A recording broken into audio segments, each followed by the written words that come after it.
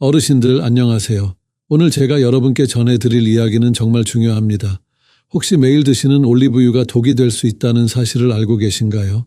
많은 분들이 건강을 위해 올리브유를 드시고 계실 텐데 잘못된 방법으로 드시면 오히려 몸에 해가 될 수 있습니다. 저는 지난 20년간 수많은 어르신들을 만나오면서 놀라운 사실을 발견했습니다. 올리브유를 올바르게 드시는 분은 10명 중 1명도 안 된다는 것입니다. 나머지 9분은 모두 잘못된 방법으로 드시고 계십니다. 이것은 단순한 실수가 아닙니다.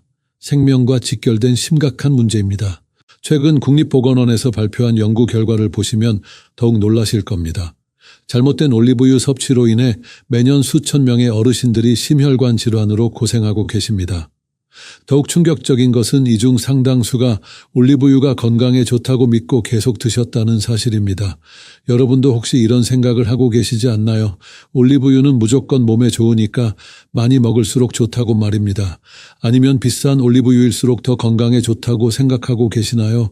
이런 잘못된 상식이 바로 여러분의 건강을 위협하고 있습니다. 오늘 이 영상을 끝까지 보시면 여러분은 완전히 다른 사람이 되실 겁니다. 올리브유에 대한 모든 편견과 잘못된 정보에서 벗어나 진짜 건강한 삶을 시작하실 수 있습니다. 제가 오늘 공개할 정보는 제약회사들이 절대 알려주고 싶어 하지 않는 비밀입니다. 그런데 잠깐, 혹시 여러분 중에 이런 증상을 겪고 계신 분이 있으신가요? 올리브유를 드신 후에 속이 더부룩하거나 소화가 안 되시나요?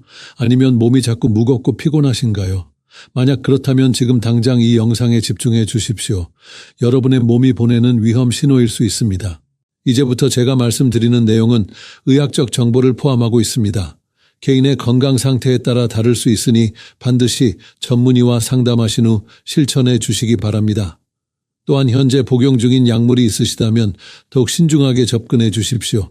자, 그럼 본격적으로 시작해 보겠습니다. 먼저 왜 이 문제가 이렇게 심각한지부터 말씀드리겠습니다. 올리브유 관련 문제는 단순히 배탈이나 소화불량 정도가 아닙니다. 잘못 드시면 혈관 건강에 치명적인 영향을 미칠 수 있습니다. 한국영양학회에서 2023년에 발표한 자료를 보면 충격적인 사실이 나와 있습니다.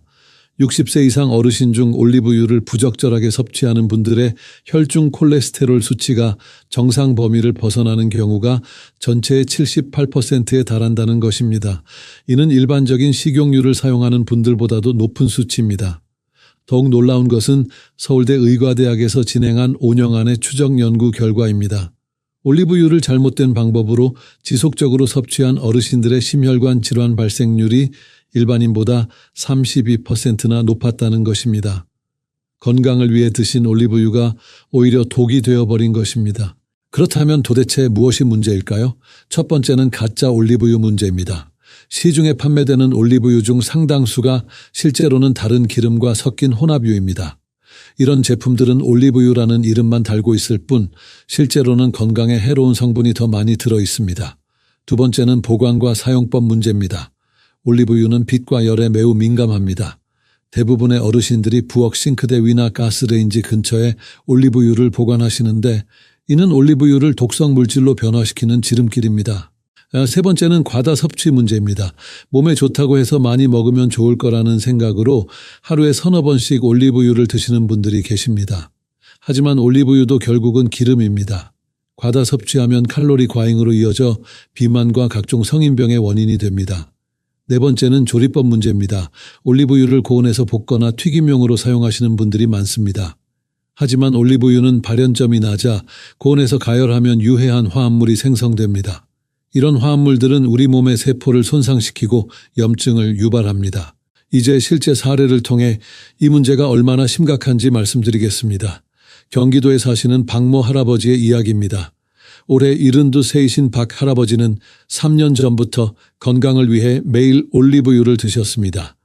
아침에 일어나시면 올리브유 한 스푼, 저녁 식사 후에도 올리브유 한 스푼을 그냥 드셨습니다.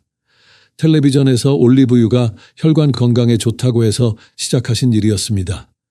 처음에는 별다른 증상이 없었습니다. 오히려 몸이 좀 더 가벼워진 것 같다고 느끼셨습니다. 하지만 6개월이 지나면서 이상한 증상들이 나타나기 시작했습니다. 아침에 일어나면 속이 더부룩했고 식욕도 예전만 못했습니다. 그래도 올리브유가 몸에 좋다는 믿음으로 계속 드셨습니다. 1년이 지나자 더욱 심각한 증상들이 나타났습니다. 체중이 계속 늘어났고 혈압도 높아졌습니다. 정기 건강검진에서 혈중 콜레스테롤 수치가 위험 수준까지 올라갔다는 결과를 받으셨습니다. 의사 선생님은 식단 조절이 필요하다고 하셨지만 박 할아버지는 자신이 건강한 올리브유를 드시고 있다고 생각하셨습니다. 2년이 지나자 더욱 충격적인 일이 벌어졌습니다. 어느 날 갑자기 가슴이 답답하고 숨이 차는 증상이 나타났습니다. 병원에 급히 가보니 관상동맥에 문제가 생겼다는 진단을 받으셨습니다. 의사는 즉시 혈관 조영술을 시행했고 주요 혈관 두 곳이 심하게 좁아져 있다는 것을 발견했습니다. 다행히 시술을 통해 혈관을 넓히는 치료를 받으실 수 있었습니다. 하지만 의사는 박 할아버지에게 경고했습니다. 만약 조금 더 늦었다면 심각한 심근경색으로 이어질 수 있었다고 말입니다. 그제서야 박 할아버지는 자신이 드시던 올리브유에 문제가 있을 수 있다는 생각을 하기 시작했습니다. 병원에서 영양사와 상담을 받은 후에야 진실을 알게 되었습니다. 박 할아버지가 드시던 올리브유는 시중에서 파는 저가 제품이었는데 실제로는 올리브유 함량이 30%도 안 되는 혼합유였던 것입니다. 나머지는 모두 값싼 식물성 기름과 화학 첨가물로 이루어져 있었습니다. 더욱이 박 할아버지는 이 올리브유를 가스레인지 바로 옆에 보관하고 계셨습니다. 요리할 때마다 발생하는 열과 습기 때문에 올리브유가 변질되어 있었던 것입니다. 또한 하루에 2번씩 직접 드시면서 일일 권장 섭취량의 4배가 넘는 양을 섭취하고 계셨습니다. 영양사의 조언에 따라 올리브유 섭취를 중단하고 올바른 식단으로 바꾼 후 박 할아버지의 건강은 서서히 회복되기 시작했습니다. 6개월 후 혈중 콜레스테롤 수치가 정상 범위로 돌아왔고 1년 후에는 체중도 정상으로 돌아왔습니다. 지금은 올바른 방법으로 고품질 올리브유를 적정량만 드시면서 건강을 유지하고 계십니다. 박 할아버지는 지금 이렇게 말씀하십니다. 무작정 몸에 좋다는 것만 믿고 따라하면 안 된다는 것을 깨달았다고 말입니다. 올바른 지식과 정확한 방법이 얼마나 중요한지 뼈저리게 느끼셨다고 합니다. 하지만 모든 분들이 박 할아버지처럼 운이 좋으신 것은 아닙니다. 다음은 더욱 안타까운 사례입니다. 부산에 사시던 김모 할머니의 이야기입니다. 올해 68세이신 김 할머니는 5년 전부터 올리브유를 드시기 시작했습니다. 딸이 외국에서 비싼 올리브유를 선물로 보내주면서 시작된 일이었습니다. 김 할머니는 딸의 정성이 고마워서 매일같이 올리브유를 드셨습니다. 김 할머니의 경우는 좀 더 복잡했습니다. 당뇨병을 앓고 계셨는데 인터넷에서 올리브유가 당뇨에 좋다는 정보를 보시고 더욱 열심히 드셨습니다. 아침 공복에 올리브유 2스푼, 점심 식사 때 샐러드에 올리브유, 저녁에는 올리브유로 볶은 야채를 드셨습니다. 처음 2년 정도는 별다른 문제가 없었습니다. 오히려 혈당 수치가 조금 안정되는 것 같다고 느끼셨습니다. 하지만 3년째부터 이상한 증상들이 나타나기 시작했습니다. 자꾸 피곤하고 소화가 잘 안 되었습니다. 또한 체중이 계속 늘어나는 것도 문제였습니다. 김 할머니는 이런 증상들이 나이 때문이라고 생각하셨습니다. 당뇨 때문에 정기적으로 병원에 다니고 계셨지만 의사에게 올리브유 섭취에 대해서는 자세히 말씀드리지 않으셨습니다. 몸에 좋은 것을 드시고 있다고 생각하셨기 때문입니다. 4년째 되던 해에 김 할머니의 건강이 급격히 악화되기 시작했습니다. 혈당 조절이 잘 안 되기 시작했고 혈압도 함께 올라갔습니다. 더욱 심각한 것은 간 수치가 비정상적으로 높아진 것이었습니다. 의사는 추가 검사를 권했지만 김 할머니는 경제적 부담 때문에 검사를 미루셨습니다. 5년째 되던 해봄, 김 할머니는 갑자기 복통을 호소하며 쓰러지셨습니다. 급히 병원으로 옮겨졌지만 이미 때는 늦었습니다. 급성 췌장염이 발생한 것이었습니다. 의사들은 최선을 다했지만 김 할머니의 상태는 계속 악화되었습니다. 병원에서 자세한 검사를 한 결과 충격적인 사실이 밝혀졌습니다. 김 할머니의 췌장과 간에 심각한 지방 축적이 발견된 것입니다. 오랜 기간 과도한 지방 섭취로 인해 내장 기관들이 심각하게 손상된 상태였습니다. 의사는 이것이 올리브유의 과다 섭취와 관련이 있을 가능성이 높다고 진단했습니다. 김 할머니가 드신 올리브유를 분석해 본 결과 더욱 놀라운 사실이 드러났습니다. 외국에서 온 비싼 올리브유라고 생각했던 제품이 실제로는 정체불명의 혼합유였던 것입니다. 올리브유라고 표기되어 있었지만 실제로는 파뮤와 대두유가 주성분이었고 보존료와 인공향료가 대량으로 들어 있었습니다. 더욱이 김할머니는 당뇨 환자임에도 불구하고 하루에 올리브유를 5스푼 이상 드시고 계셨습니다. 이는 일반인 기준으로도 과다한 양이었는데 당뇨 환자에게는 더욱 위험한 섭취량이었습니다. 하지만 아무도 이 사실을 김할머니에게 알려드리지 않았습니다. 안타깝게도 김할머니는 2달간의 투병 생활 끝에 세상을 떠나셨습니다. 가족들은 그제서야 올리브유의 위험성에 대해 알게 되었습니다. 건강을 위해 드신 올리브유가 오히려 김할머니의 생명을 앗아간 것입니다. 김할머니의 딸은 지금도 후회하고 계십니다. 만약 올바른 정보를 알고 계셨다면, 만약 의사와 제대로 상담을 했다면 어머니를 잃지 않았을 것이라고 말입니다. 이런 비극이 더 이상 반복되어서는 안 됩니다. 여러분, 이 2 사례를 통해 무엇을 느끼셨나요? 올리브유는 분명 건강에 도움이 되는 식품입니다. 하지만 올바른 방법으로 드시지 않으면 독이 될 수 있다는 것을 명심해 주십시오. 그렇다면 도대체 왜 이런 일들이 벌어지는 걸까요? 문제의 근본 원인을 자세히 살펴보겠습니다. 첫 번째 원인은 가짜 올리브유의 범람입니다. 현재 시중에 유통되는 올리브유 제품 중 상당수가 실제로는 올리브유가 아닙니다.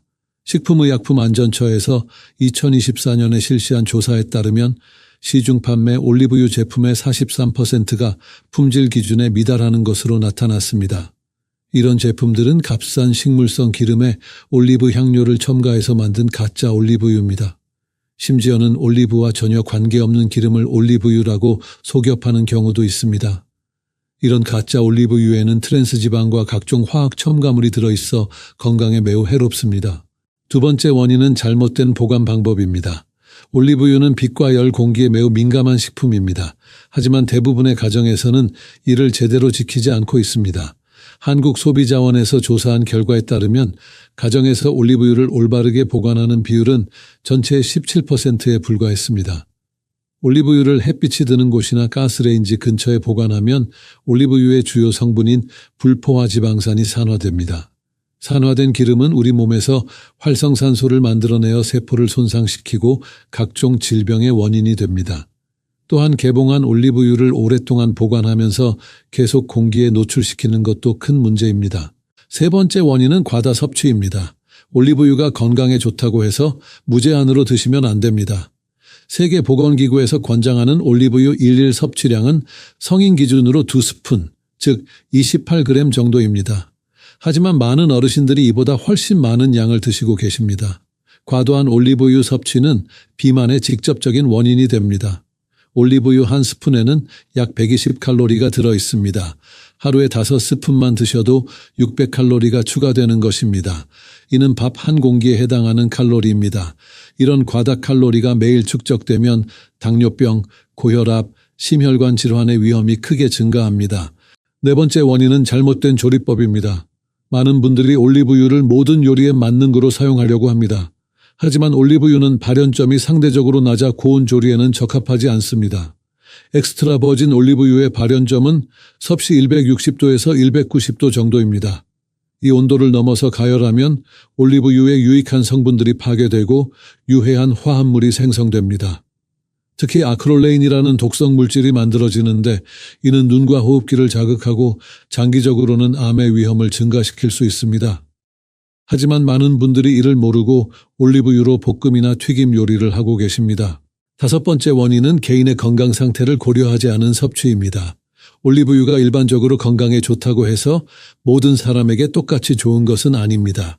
특히 담석증이나 담낭염 환자, 급성 췌장염 환자, 심한 소화불량 환자들은 올리브유 섭취에 특별히 주의해야 합니다. 또한 항근고제를 복용하는 환자들도 주의가 필요합니다. 올리브유에 들어있는 비타민 E는 혈액 응고에 영향을 줄 수 있어 약물의 효과를 변화시킬 수 있습니다. 하지만 이런 정보들이 일반 소비자들에게는 잘 알려져 있지 않습니다. 여섯 번째 원인은 제대로 된 정보의 부족입니다. 시중에는 올리브유에 대한 잘못된 정보들이 넘쳐나고 있습니다. 인터넷이나 소셜미디어에서는 검증되지 않은 정보들이 마치 사실인 것처럼 퍼지고 있습니다. 이런 잘못된 정보를 믿고 따라하다가 건강을 해치는 경우가 많습니다. 특히 올리브유의 만병통치약식 홍보가 문제입니다. 올리브유가 모든 질병을 치료할 수 있다거나 많이 먹을수록 좋다는 식의 과장된 정보들이 어르신들을 혼란스럽게 만들고 있습니다. 이런 정보들 때문에 의학적 치료를 소홀히 하거나 잘못된 방법으로 올리브유를 섭취하는 경우가 생기고 있습니다. 지금까지 올리브유로 인한 문제들의 원인을 살펴봤습니다. 그렇다면 이제 이런 문제들을 어떻게 해결할 수 있는지 구체적인 방법들을 알려드리겠습니다. 여러분께서 꼭 기억해 두시고 실천해 주시기 바랍니다. 먼저 구독과 좋아요 버튼을 눌러주시면 더 많은 건강 정보를 받아보실 수 있습니다. 여러분의 건강한 삶을 위해 계속해서 유용한 정보들을 준비하고 있으니 꼭 구독해 주세요. 첫 번째 해결책은 진짜 올리브유를 구별하는 방법입니다. 좋은 올리브유를 선택하는 것이 모든 것의 시작입니다. 가장 중요한 것은 라벨을 꼼꼼히 확인하는 것입니다. 진짜 올리브유라면 반드시 엑스트라 버진 올리브유라고 표기되어 있어야 합니다.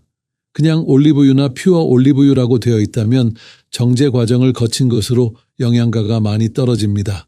라이트 올리브유는 칼로리가 적다는 뜻이 아니라 맛이 연하다는 뜻이니 착각하지 마세요. 원산지도 중요합니다. 이탈리아, 스페인, 그리스, 터키 등 지중해 지역에서 생산된 제품을 선택하는 것이 좋습니다.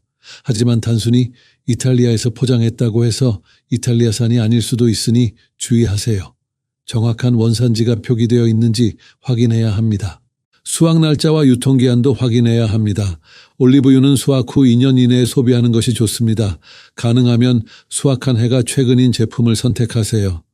유통기한이 너무 길게 설정된 제품은 방부제가 많이 들어있을 가능성이 있습니다. 용기도 중요한 선택 기준입니다. 진짜 좋은 올리브유는 어두운 색의 유리병이나 스테인리스 용기에 담겨 있습니다. 투명한 플라스틱 용기에 담긴 제품은 피하는 것이 좋습니다. 빛과 공기에 노출되어 품질이 떨어질 가능성이 높기 때문입니다. 가격도 하나의 지표가 될 수 있습니다.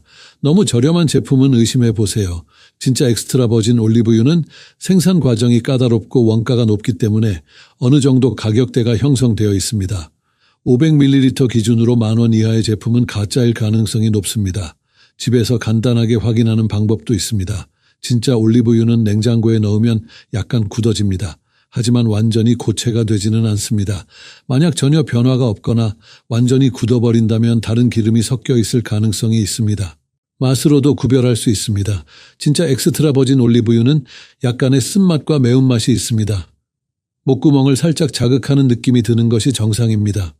너무 순하거나 달콤한 맛이 난다면 가공된 제품일 가능성이 높습니다. 향도 중요한 단서입니다. 신선한 올리브유는 풀내음이나 과일 향이 납니다. 기름 냄새나 이상한 냄새가 난다면 산패되었거나 가짜일 가능성이 있습니다. 냄새를 맡아보고 이상하다고 느끼면 섭취하지 마세요. 인증 마크도 확인해 보세요. 유럽연합의 PDO나 PGI 인증, 유기농 인증 등이 있는 제품이 더 신뢰할 만합니다. 하지만 이런 인증도 위조될 수 있으니 공식 웹사이트에서 확인해 보는 것이 좋습니다. 두 번째 해결책은 올바른 보관 방법입니다. 아무리 좋은 올리브유라도 잘못 보관하면 독이 될 수 있습니다. 가장 중요한 것은 빛을 차단하는 것입니다. 올리브유는 서늘하고 어두운 곳에 보관해야 합니다. 부엌 선반 중에서도 햇빛이 들지 않는 곳을 선택하세요. 만약 투명한 용기에 들어있다면 어두운 상자나 천으로 감싸서 보관하는 것이 좋습니다. 온도 관리도 중요합니다. 이상적인 보관 온도는 섭씨 14도에서 18도 사이입니다. 너무 춥거나 너무 뜨거운 곳은 피해야 합니다. 특히 가스레인지 근처나 전자레인지 위에는 절대 두지 마세요. 열에 의해 올리브유가 빠르게 산패됩니다. 습도도 신경 써야 합니다. 너무 습한 곳에 보관하면 용기에 물기가 맺혀 올리브유의 품질에 영향을 줄 수 있습니다. 건조한 곳에 보관하되 너무 건조해도 용기가 변형될 수 있으니 적당한 습도를 유지하세요. 공기와의 접촉을 최소화하는 것도 중요합니다. 올리브유를 사용한 후에는 즉시 뚜껑을 꽉 닫아주세요. 공기에 노출되는 시간이 길수록 산화가 빨라집니다. 큰 용기보다는 작은 용기에 나누어 보관하는 것도 좋은 방법입니다. 개봉 후 사용 기한을 지키는 것도 중요합니다. 아무리 잘 보관해도 개봉 후 3개월 이내에 사용하는 것이 좋습니다. 냉장고에 보관하면 6개월까지도 가능하지만 가능하면 빨리 드시는 것이 좋습니다. 용기를 옮겨 담을 때도 주의가 필요합니다. 만약 다른 용기에 옮겨 담아야 한다면 어두운 색의 유리병을 사용하세요. 플라스틱 용기는 화학 성분이 올리브유로 스며들 수 있으니 피하는 것이 좋습니다. 세 번째 해결책은 적정량 섭취하는 방법입니다. 올리브유의 효능을 제대로 누리려면 적당한 양을 섭취해야 합니다. 일반 성인의 경우 하루에 2스푼, 즉 28g 정도가 적당합니다. 이는 약 250칼로리에 해당합니다. 하지만 개인의 건강 상태와 활동량에 따라 조절해야 합니다. 특히 당뇨병이나 고혈압 환자는 의사와 상담 후 섭취량을 정하는 것이 좋습니다. 한 번에 많이 드시지 말고 하루 섭취량을 나누어 드세요. 아침에 1스푼, 저녁에 1스푼 이런 식으로 나누어 드시는 것이 소화에도 좋고 흡수율도 높습니다. 공복에 바로 드시기보다는 식사와 함께 드시는 것이 좋습니다. 올리브유를 직접 드시기보다는 요리에 활용하는 것을 권합니다. 샐러드 드레싱으로 사용하거나 빵에 발라 드시는 것이 좋습니다. 직접 드실 때는 반드시 물과 함께 드시고 위장이 약한 분들은 식후에 드시기 바랍니다. 다른 지방 섭취량도 함께 고려해야 합니다. 올리브유를 드시는 날에는 다른 기름 사용을 줄이세요. 견과류나 아보카도 같은 지방이 많은 음식도 적당히 조절해야 합니다. 전체 지방 섭취량이 과도하면 올리브유의 좋은 효과도 상쇄됩니다. 체중 변화를 주기적으로 확인하세요. 올리브유를 드시기 시작한 후 체중이 계속 늘어난다면 섭취량을 줄이거나 다른 칼로리를 조절해야 합니다. 건강한 체중 유지가 올리브유 섭취보다 더 중요합니다. 개인의 소화 능력도 고려해야 합니다. 기름진 음식을 소화하기 어려운 분들은 올리브유 섭취량을 더 줄여야 할 수도 있습니다. 복통이나 설사 같은 증상이 나타나면 즉시 섭취를 중단하고 의사와 상담하세요. 네 번째 해결책은 올바른 사용법입니다. 올리브유의 특성을 이해하고 적절하게 사용하는 것이 중요합니다. 가장 좋은 사용법은 생으로 드시는 것입니다. 샐러드 드레싱이나 요리 마지막에 뿌려서 드시면 올리브유의 영양 성분을 그대로 섭취할 수 있습니다. 특히 항산화 성분인 폴리페놀은 열의 약함으로 가열하지 않고 드시는 것이 가장 좋습니다. 가열 조리를 할 때는 온도를 조절해야 합니다. 엑스트라 버진 올리브유는 중간불 위에서만 사용하세요. 고온에서 볶거나 튀기는 요리에는 발연점이 높은 다른 기름을 사용하는 것이 좋습니다. 만약 올리브유로 가열 조리를 한다면 연기가 나기 시작하면 즉시 불을 줄이거나 끄세요. 요리별로 사용법을 달리해야 합니다. 파스타 요리에는 면을 삶은 후 올리브유를 넣어 버무리세요. 야채 볶음에는 마지막에 올리브유를 넣어 풍미를 더하세요. 구이 요리에는 요리가 끝난 후 올리브유를 살짝 뿌려주세요. 올리브유와 궁합이 좋은 음식들을 활용하세요. 토마토, 마늘, 바질, 레몬 등과 함께 사용하면 맛도 좋고 영양 흡수율도 높아집니다. 특히 토마토의 라이코펜은 올리브유와 함께 섭취하면 흡수율이 4배나 높아집니다. 올리브유를 다른 재료와 섞어서 사용하는 것도 좋습니다. 식초나 레몬즙과 섞어서 드레싱을 만들거나 허브와 함께 우려서 풍미 오일을 만들어 보세요. 하지만 섞은 후에는 빨리 사용해야 하고 보관할 때는 냉장고에 넣어두세요. 사용 도구도 중요합니다. 올리브유를 계량할 때는 정확한 스푼을 사용하세요. 대충 부어서 사용하면 과다 섭취하기 쉽습니다. 또한 올리브유 전용 용기를 따로 마련해서 사용하는 것도 좋습니다. 5번째 해결책은 건강 상태에 따른 맞춤 섭취법입니다. 개인의 건강 상태를 고려해서 올리브유를 섭취해야 합니다. 당뇨병 환자의 경우 특별히 주의해야 합니다. 올리브유가 혈당에 직접적인 영향을 주지는 않지만 칼로리가 높아 체중 관리에 영향을 줄 수 있습니다. 하루 1스푼 정도로 제한하고 혈당 수치를 정기적으로 확인하세요. 의사와 상담해서 개인에게 맞는 섭취량을 정하는 것이 가장 좋습니다. 고혈압 환자도 주의가 필요합니다. 올리브유 자체는 혈압에 좋은 영향을 주지만 과다 섭취하면 체중 증가로 이어져 혈압 상승의 원인이 될 수 있습니다. 나트륨 섭취를 줄이면서 올리브유를 적당량 드시는 것이 좋습니다. 심혈관 질환이 있는 분들은 의사와 반드시 상담하세요.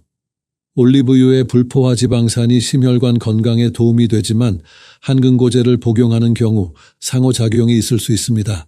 또한 급성기에는 지방 섭취 자체를 제한해야 할 수도 있습니다. 소화기 질환이 있는 분들은 더욱 조심해야 합니다. 담석증이나 담낭염 환자는 올리브유 섭취 시 증상이 악화될 수 있습니다. 췌장염 환자도 지방 섭취를 엄격히 제한해야 하므로 의사의 지시를 따르세요. 위염이나 위궤양이 있는 분들은 공복에 올리브유를 드시지 마세요.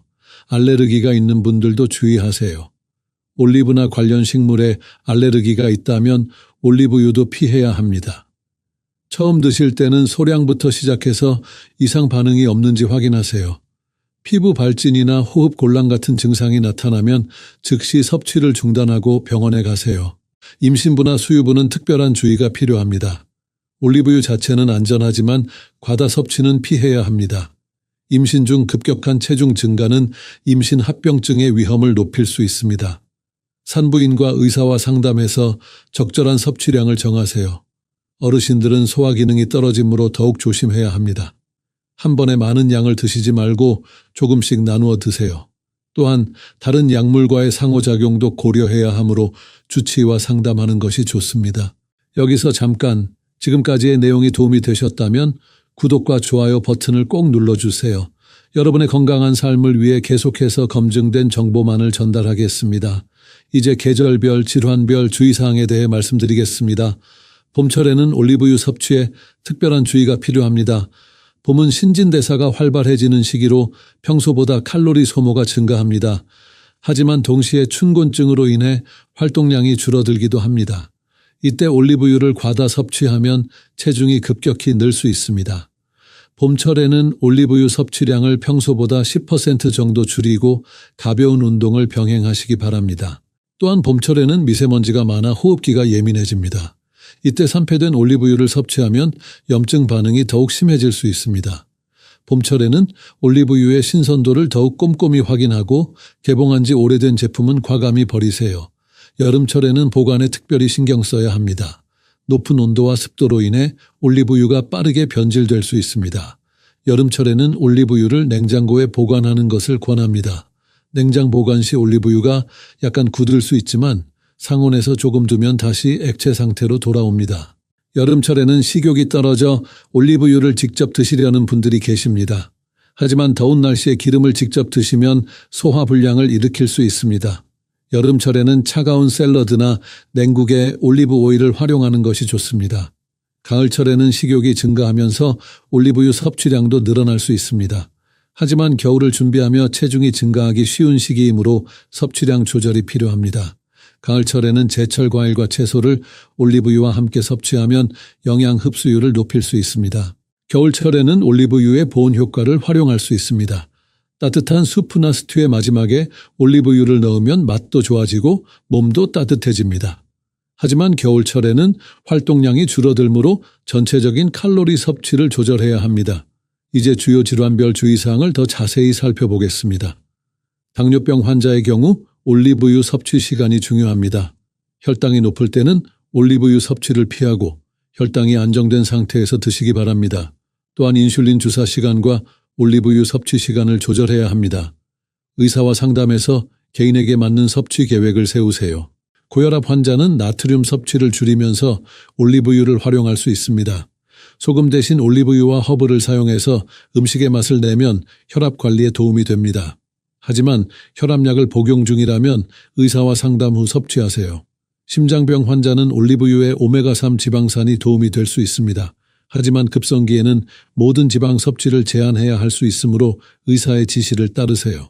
또한 한근고제를 복용하는 경우 올리브유의 비타민 K가 약물 효과에 영향을 줄 수 있습니다. 간 질환 환자는 특별히 주의해야 합니다. 지방간이 있는 경우 올리브유 섭취가 증상을 악화시킬 수 있습니다. 간경화나 간염 환자도 지방대사에 문제가 있을 수 있으므로 의사와 상담 후 섭취하세요. 신장 질환 환자도 조심해야 합니다. 신장 기능이 떨어진 경우 지방대사 산물의 배출이 어려울 수 있습니다. 또한 칼륨 제한이 필요한 환자는 올리브유와 함께 섭취하는 음식들도 주의해야 합니다. 약물 복용 시 주의사항도 알아두세요. 한근고제인 와파린을 복용하는 경우 올리브유의 비타민 K가 약물 효과를 떨어뜨릴 수 있습니다. 또한 당뇨약을 복용하는 경우 올리브유로 인한 체중 변화가 약물 효과에 영향을 줄 수 있습니다. 혈압약을 복용하는 경우에도 주의가 필요합니다. 올리브유 자체는 혈압을 낮추는 효과가 있어 약물과 함께 복용하면 혈압이 과도하게 떨어질 수 있습니다. 정기적으로 혈압을 측정하고 이상이 있으면 의사와 상담하세요. 이제 여러분들이 자주 묻는 질문들에 대해 답변 드리겠습니다. 첫 번째 질문은 올리브유를 언제 드시는 것이 가장 좋은가입니다. 일반적으로는 식사와 함께 드시는 것이 좋습니다. 공복에 드시면 위장에 부담을 줄 수 있고 식후에 바로 드시면 소화에 방해가 될 수 있습니다. 가장 좋은 시간은 식사 중간이나 식사 직후입니다. 아침 식사와 함께 드시면 하루 종일 에너지를 공급받을 수 있습니다. 하지만 아침에 위장이 예민한 분들은 점심이나 저녁 식사 때 드시는 것이 좋습니다. 잠자리에 들기 3시간 전에는 올리브유 섭취를 피하세요. 두 번째 질문은 올리브유와 함께 먹으면 안 되는 음식이 있는가입니다. 일반적으로는 대부분의 음식과 잘 어울리지만 몇 가지 주의할 점이 있습니다. 우선 다른 기름진 음식과 함께 드시면 전체 지방 섭취량이 과도해질 수 있습니다. 견과류, 아보카도, 치즈 같은 지방이 많은 음식과 함께 드실 때는 양을 조절하세요. 또한 유제품과 함께 드실 때도 주의가 필요합니다. 올리브유와 유제품을 함께 섭취하면 일부 사람들에게는 소화불량을 일으킬 수 있습니다. 특히 유당불내증이 있는 분들은 더욱 조심하세요. 매운 음식과 함께 드실 때도 주의하세요. 올리브유가 캡사이신의 자극을 더욱 강하게 만들 수 있어 위장에 부담을 줄 수 있습니다. 매운 음식을 드실 때는 올리브유 양을 줄이거나 물을 충분히 드시세요. 세 번째 질문은 올리브유를 얼마나 오래 보관할 수 있는가입니다. 개봉하지 않은 올리브유는 제조일로부터 2년 정도 보관할 수 있습니다. 하지만 개봉 후에는 3개월 이내에 사용하는 것이 좋습니다. 냉장 보관하면 6개월까지도 가능하지만 맛과 향이 떨어질 수 있습니다. 올리브유가 상했는지 확인하는 방법도 알아두세요. 냄새를 맡아보고 이상한 냄새가 나거나 맛이 쓰거나 시큼한 맛이 난다면 버리세요. 또한 색깔이 탁해지거나 침전물이 생겼다면 품질이 떨어진 것입니다. 보관 중에 올리브유가 굳는 것은 정상입니다. 냉장고에 보관하면 약간 굳을 수 있지만 상온에 두면 다시 액체 상태로 돌아옵니다. 이는 품질에 문제가 있는 것이 아니니 걱정하지 마세요. 네 번째 질문은 올리브유로 요리할 때 주의할 점이 무엇인가입니다. 가장 중요한 것은 온도 조절입니다. 엑스트라 버진 올리브유는 중간 불 위에서만 사용하세요. 강한 불에서 가열하면 연기가 나면서 유해 물질이 생성됩니다. 올리브유로 볶음 요리를 할 때는 재료를 먼저 볶은 후 마지막에 올리브유를 넣는 것이 좋습니다. 이렇게 하면 올리브유의 영양 성분을 보존하면서도 풍미를 더할 수 있습니다. 튀김 요리에는 올리브유를 사용하지 마세요. 올리브유는 발연점이 낮아 튀김용으로는 적합하지 않습니다. 대신 포도씨유나 현미유 같은 발연점이 높은 기름을 사용하세요. 오븐 요리에 올리브유를 사용할 때는 온도를 섭씨 180도 이하로 설정하세요. 그보다 높은 온도에서는 올리브유가 변질될 수 있습니다. 지금까지 올리브유의 위험성과 올바른 사용법에 대해 자세히 말씀드렸습니다. 이제 오늘 배운 내용을 정리해 보겠습니다. 첫째, 진짜 올리브유를 구별하는 것이 가장 중요합니다. 엑스트라 버진 올리브유를 선택하고 원산지와 제조일을 확인하세요. 너무 저렴한 제품은 피하고 어두운 용기에 담긴 제품을 선택하세요. 둘째, 올바른 보관법을 지키세요. 서늘하고 어두운 곳에 보관하고 개봉 후에는 3개월 이내에 사용하세요. 냉장고 보관도 좋은 방법입니다. 셋째, 적정량을 지켜서 드세요. 하루 2스푼 이내로 제한하고 한 번에 많이 드시지 마세요. 개인의 건강 상태에 따라 섭취량을 조절하고 필요하면 의사와 상담하세요. 이제 일주일 도전 과제를 제시해 드리겠습니다. 오늘부터 일주일 동안 올바른 올리브유 사용법을 실천해 보세요. 첫날에는 집에 있는 올리브유를 점검해 보세요. 라벨을 확인하고 보관 상태를 점검하세요. 품질에 문제가 있다면 과감히 버리고 새로 구입하세요. 둘째 날부터는 정확한 양을 측정해서 드세요. 스푼으로 정확히 재서 하루 2스푼을 넘지 않도록 하세요. 언제 얼마나 드셨는지 기록해 두시면 더욱 좋습니다. 셋째 날에는 올리브유를 활용한 건강한 요리를 해보세요. 샐러드 드레싱을 만들거나 빵에 발라 드셔보세요. 고온 조리는 피하고 생으로 드시는 것에 집중하세요. 넷째 날에는 보관법을 점검해 보세요. 올리브유가 적절한 곳에 보관되어 있는지 확인하고 필요하면 보관 장소를 바꿔보세요. 뚜껑이 잘 닫혀 있는지도 확인하세요. 다섯째 날에는 몸의 변화를 체크해 보세요. 소화는 잘 되는지, 컨디션의 변화는 없는지 확인해 보세요. 이상 증상이 있다면 섭취를 중단하고 의사와 상담하세요. 여섯째 날에는 가족이나 주변 분들과 정보를 공유해 보세요. 오늘 배운 내용을 알려드리고 함께 건강한 올리브유 사용법을 실천해 보세요. 일곱째 날에는 일주일간의 경험을 정리해 보세요. 어떤 변화가 있었는지, 어떤 점이 어려웠는지 생각해 보시고 앞으로의 계획을 세워보세요. 이 일주일 도전을 통해 여러분은 올리브유에 대한 올바른 습관을 기를 수 있을 것입니다. 작은 변화가 큰 건강 개선으로 이어진다는 것을 기억하세요. 마지막으로 다음 주에 공개할 내용을 미리 알려드리겠습니다. 다음 주에는 많은 분들이 궁금해하시는 견과류의 숨겨진 위험성에 대해 다룰 예정입니다. 하루에 몇 개까지 먹어도 되는지, 어떤 견과류가 오히려 독이 되는지, 견과류로 인한 알레르기를 예방하는 방법은 무엇인지 자세히 알려드리겠습니다. 특히 아몬드와 호두의 놀라운 비밀, 그리고 시중에 판매되는 견과류 제품 중 피해야 할 제품들에 대해서도 공개할 예정입니다. 여러분의 건강을 지키기 위한 필수 정보이니 구독 버튼을 누르시고 알림 설정도 해두세요. 오늘 영상이 도움이 되셨다면 좋아요 버튼도 꼭 눌러주시고 댓글로 여러분의 경험이나 궁금한 점을 남겨주세요. 모든 댓글을 확인하고 답변 드리겠습니다. 마지막으로 중요한 의료고지 사항을 다시 한번 말씀드리겠습니다. 오늘 말씀드린 모든 내용은 일반적인 건강 정보이며 개인의 건강 상태에 따라 다를 수 있습니다. 특별한 질환이 있거나 약물을 복용 중이신 분들은 반드시 전문의와 상담하신 후 실천하시기 바랍니다. 이 정보가 의학적 진단이나 치료를 대신할 수는 없으므로 건강에 이상이 있으시면 즉시 병원을 방문하세요.